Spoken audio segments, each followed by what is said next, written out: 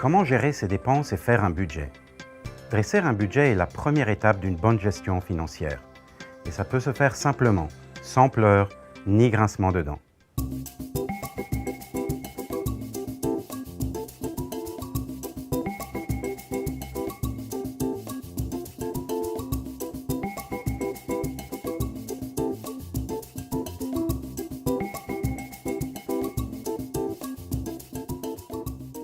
Vous vous demandez peut-être pourquoi est-ce si important de bien gérer son argent?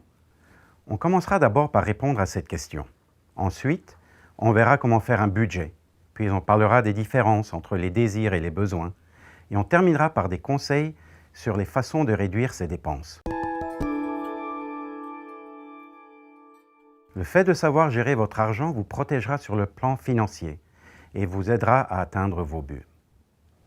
La première étape d'une saine gestion financière est de se rendre compte que c'est vous qui détenez le contrôle de vos finances. En apprenant à bien gérer vos finances, vous pourrez épargner, planifier pour le futur, payer vos dettes, atteindre l'indépendance financière et devenir un consommateur avisé.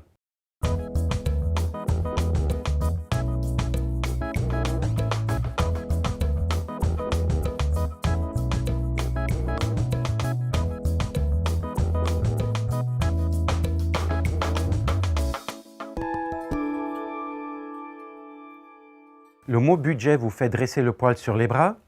Évidemment, faire un budget demande un peu de travail, mais la récompense est le contrôle de vos finances et la tranquillité d'esprit.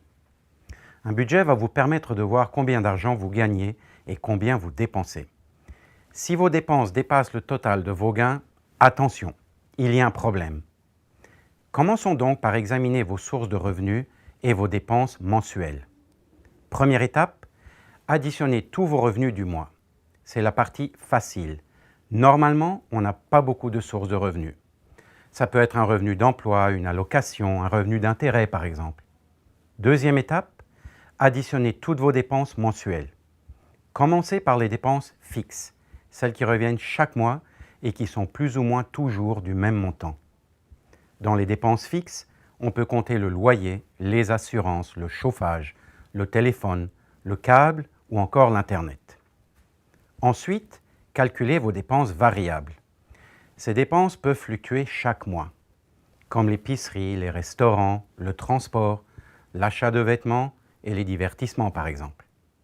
Le dernier type de dépenses sont les dépenses irrégulières. Il s'agit de dépenses qui ne surviennent pas tous les mois. Par exemple, les frais de scolarité, les voyages, l'entretien de la voiture, les cadeaux et toute autre dépense imprévue. Un bon budget doit inclure ce type de dépenses. Vous pouvez budgéter un montant pour ces imprévus, disons $50 par mois. Vous pouvez aussi répartir sur plusieurs mois une dépense dont vous connaissez le montant, comme les frais de scolarité par exemple. Ainsi, vous aurez déjà amassé les fonds nécessaires lorsque viendra le temps de payer. Troisième étape, soustrayez toutes vos dépenses de votre revenu mensuel. Si vous avez un surplus, pensez à la meilleure façon de l'utiliser. Pourquoi ne pas vous créer un fonds pour des imprévus ou encore faire un versement supplémentaire pour rembourser un prêt plus rapidement? Si vous avez souvent des petits surplus, ajoutez une catégorie épargne à votre budget. Épargner un peu d'argent chaque mois est une bonne habitude à prendre. Si vos dépenses dépassent vos revenus, vous avez un déficit et vous devrez couper dans les dépenses non essentielles. Pour ça, vous devez faire la différence entre vos désirs et vos besoins. Récapitulons les 3 étapes d'un budget. Première étape, additionnez vos revenus du mois. Deuxième étape, additionnez vos dépenses du mois. Troisième étape, soustrayez vos dépenses de votre revenu. La calculatrice budgétaire sur le site de l'Agence de la consommation en matière financière du Canada est un outil interactif permettant de calculer son revenu, son épargne et ses dépenses. La calculatrice budgétaire fait les calculs pour vous. Il y a aussi une calculatrice interactive pour les étudiants. Une fois votre budget équilibré, respectez-le. Suivre un budget peut vous paraître difficile au début, mais à la longue, ça deviendra naturel et facile. De temps en temps, réévaluez votre budget. Les choses changent, la vie change. Vous devez ajuster votre budget selon votre situation. Pour calculer ces dépenses, il faut tout d'abord les avoir compilées. Mais beaucoup de gens ont de la difficulté à faire un bon suivi de leurs dépenses. La meilleure façon de procéder est de noter vos dépenses aussitôt que possible. Compilez tous vos achats et vos paiements. Conservez vos reçus de caisse pour vérifier vos états de compte à la fin du mois et pour garder les traces de vos déboursés en argent comptant. Une fois que vous aurez identifié vos dépenses, ce sera facile de voir où va votre argent et de modifier vos habitudes de consommation si nécessaire. Même si vos revenus dépassent vos dépenses, cet exercice vous sera très utile.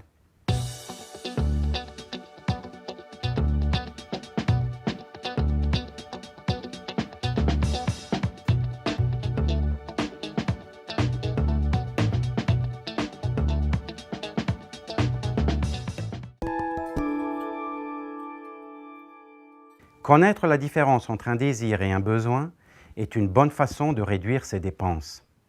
Ça permet de couper dans ses désirs. Un désir est quelque chose d'agréable à avoir, alors qu'un besoin est quelque chose d'essentiel. Par exemple, magasiner n'est pas toujours un besoin. Vous pouvez désirer une nouvelle paire de bottes, mais vous n'en avez pas nécessairement besoin. Bien sûr, s'habiller est un besoin, mais un besoin que vous pouvez combler de façon plus économique. Dans les besoins, on peut retrouver la nourriture, le logement, les vêtements, l'électricité, le transport et l'éducation. Et dans les désirs, on retrouve les gadgets électroniques, les sorties au restaurant, les jeux vidéo, les voyages, les événements sportifs et les concerts.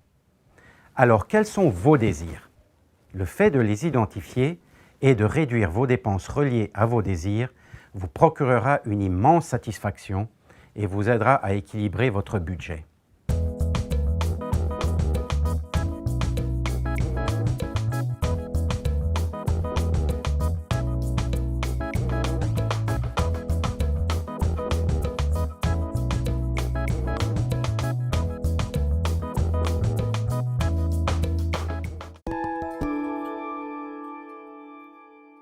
Peu importe votre âge ou votre revenu, il y a toujours des changements que vous pouvez faire dans votre manière de dépenser.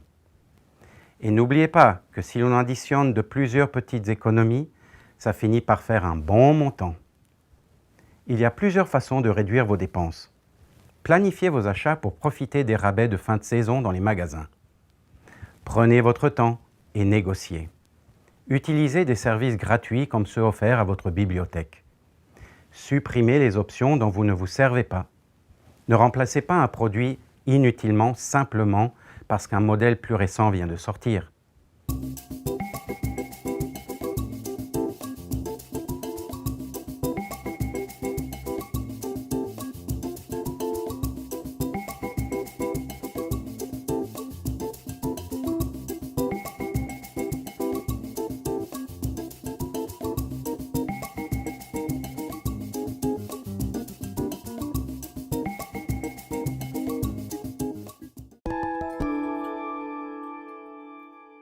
Résumons ce qu'on a appris aujourd'hui.